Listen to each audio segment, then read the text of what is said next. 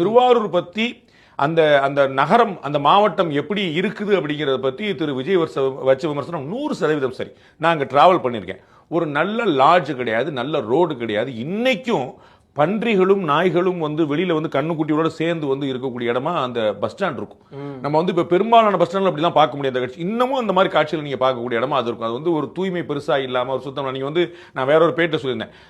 எடப்பாடி அவருடைய சொந்த மாவட்டம் சேலம், கலைஞர் அவருடைய சொந்த மாவட்டம் திருவாரூர். இந்த ரெண்டையும் நீங்க கம்பேர் பண்ணி சேலத்தையும் திருவாரூர் மட்டும் கம்பேர் பண்ணி பாருங்க. பிறகு வந்த சேலம் திரு எடப்பாடி எப்ப ஆனார்? உங்களுக்கு 2017 தான் ஆனார்.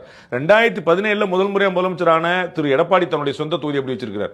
காலகாலமா வந்து 67 இருந்து முதலமைச்சராக இருக்கக்கூடிய திரு கருணாநிதி வந்து எப்படி வச்சிருக்காருங்கிற பார்க்கணும். அப்ப இதுதான் ரொம்ப முக்கியம். 69 இருந்து இதான் நம்ம முக்கியமான கேள்வி வருது. அப்ப என்னன்னா அவங்களுடைய மாவட்டம் திருவாரூர் கருவாடு மாதிரி தவிக்குது அப்படின்னு சொல்லி திரு விஜய் சொன்னது ரொம்ப சரியான நினைக்கிறேன். நான் நிறைய டிராவல் சுத்தி கோயில்களுக்குலாம் அங்க வந்து இருக்கு.